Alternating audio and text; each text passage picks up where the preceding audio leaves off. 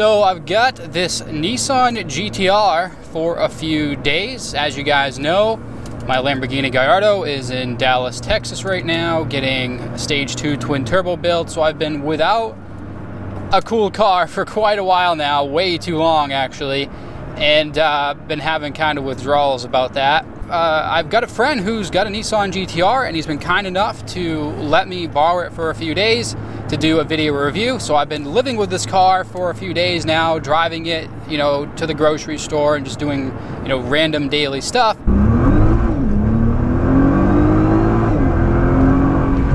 And I figured this would be a perfect opportunity to do a video review of the Nissan GTR and let you know what I think about it. A lot of you guys have seen me post pictures of it on Instagram and on Facebook and have asking me to do a review and compare it to the Lamborghini, so here we go.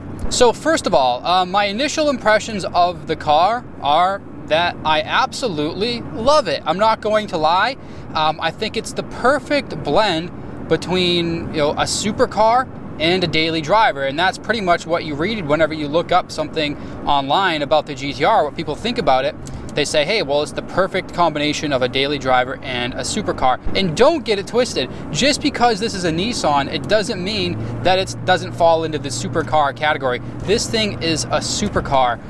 It performs like a supercar, it looks like a supercar, it's a fucking supercar. So for those of you who say, oh, it's just a Nissan, well, yeah, it's a Nissan, but it's a fucking supercar. Now, one of the things that really surprised me about this car that I did not expect was the amount of attention that it gets. And this, I'm coming from a Lamborghini and that is driven in southern Maine, where there are never exotic cars around here. You want to talk about attention? Drive around in a Lamborghini in southern Maine and tell me what you think about attention at that point.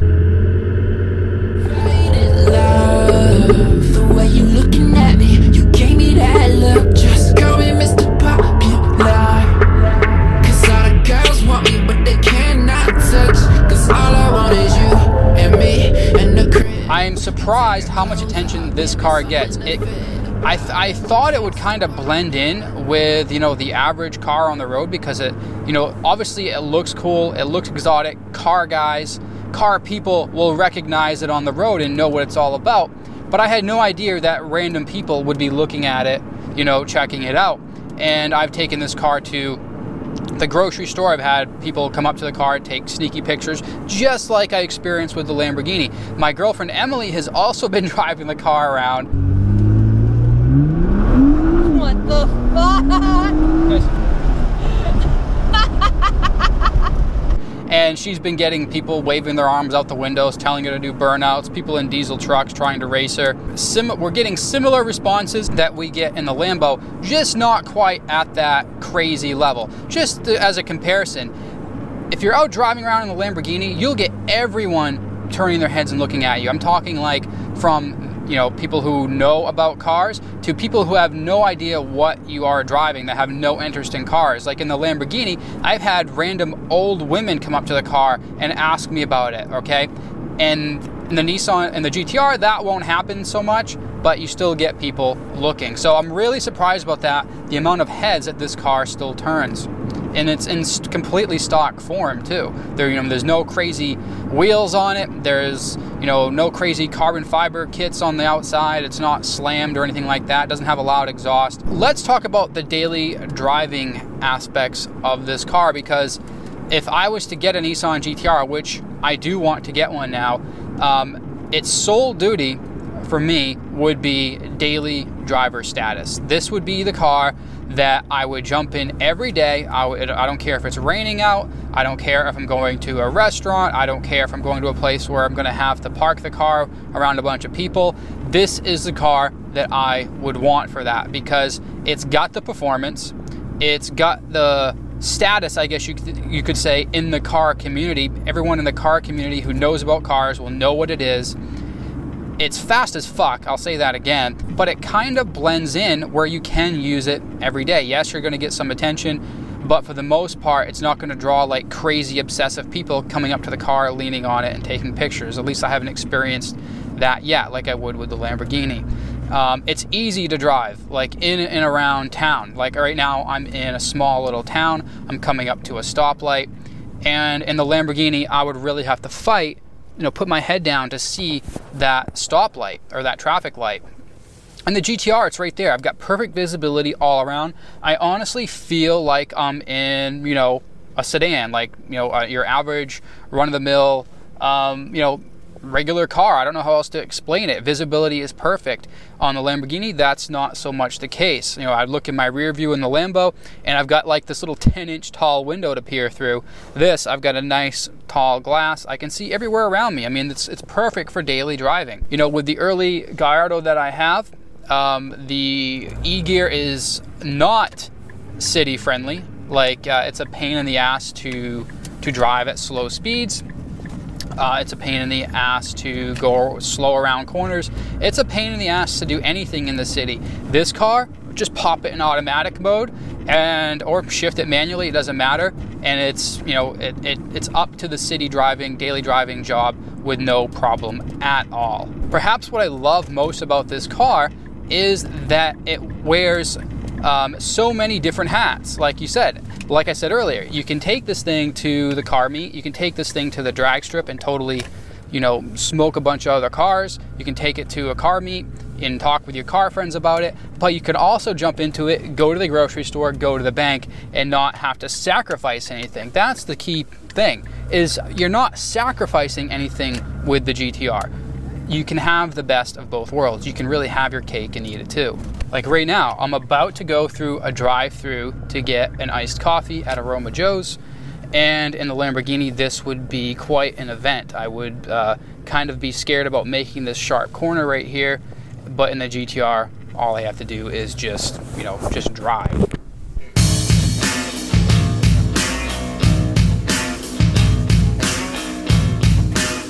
Okay, going back to why this car is such an awesome daily driver. Look, cup holders. And not only that, I can stick my large iced coffee right in the cup holder and completely drive the car uninhibited.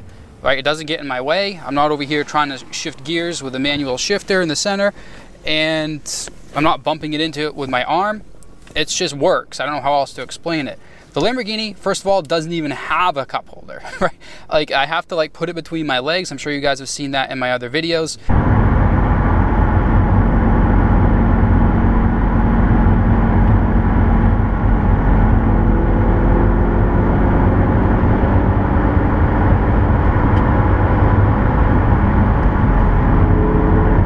When I've got a drink or something, it's between my legs. It's because I don't have a cup holder. Or if I have a passenger, the passenger will be stuck as the cup holder. This is right there, not in the way, works perfect.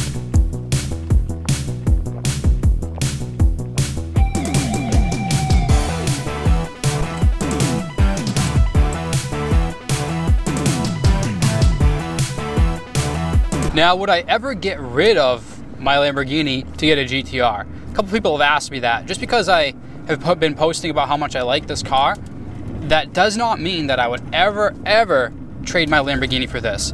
My Lamborghini is a 2004. It's like, what, 12 years old now. This is, I believe it's a 2013 or 2014 GTR. And while it's so good at so many different things, I would never trade my Lamborghini for. The Lamborghini does things for me that the GTR could never do, right? It allows me to basically live out my childhood fantasy of having a Lamborghini.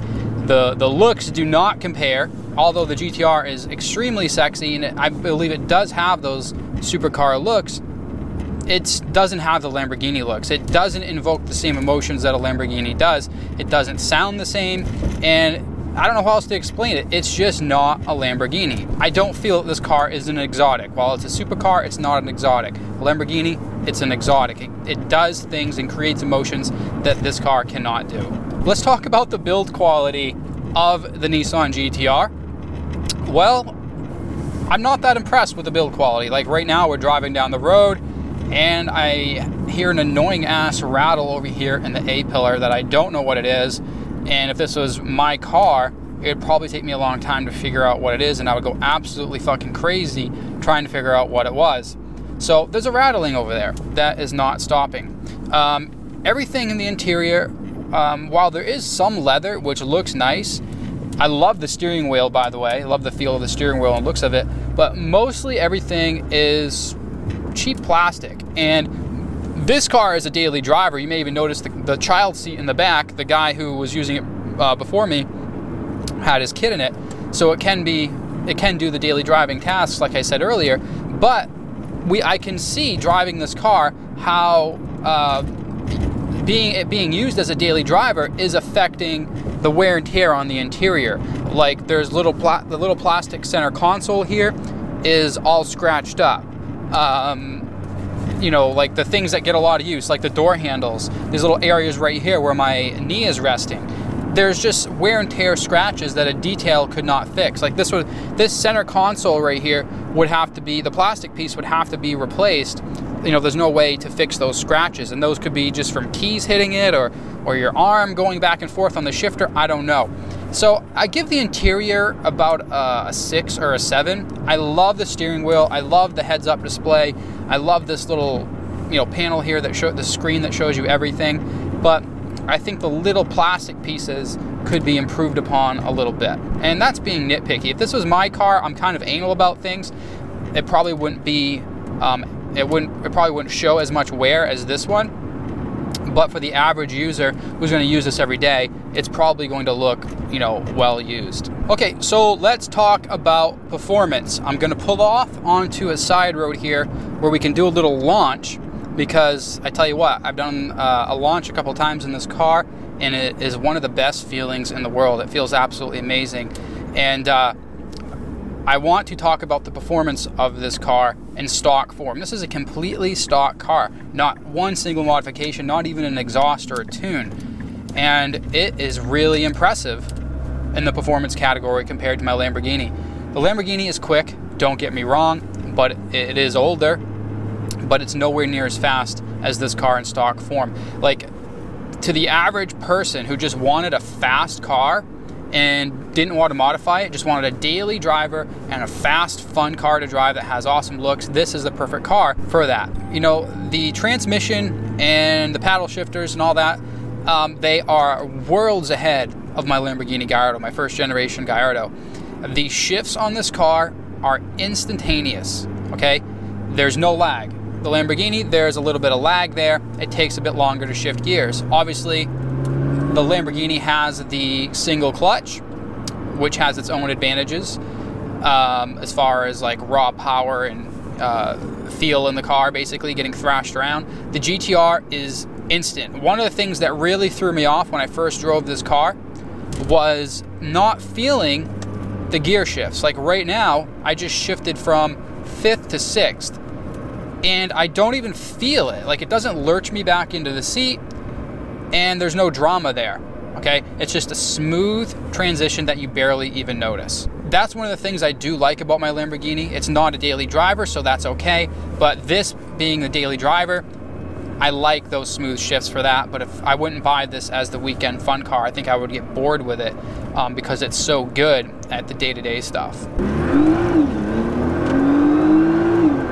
Wow, that's fucking quick. I mean, we just hit 70 right there.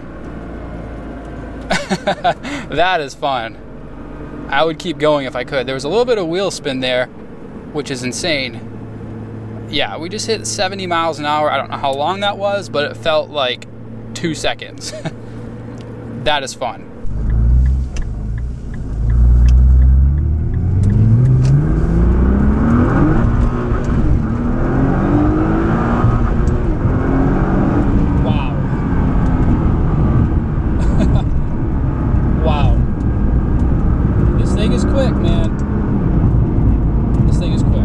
So my final words on the GTR are exactly this. It's just like everyone says, it's the perfect all-around supercar daily driver. I mean, it's really fast in stock form.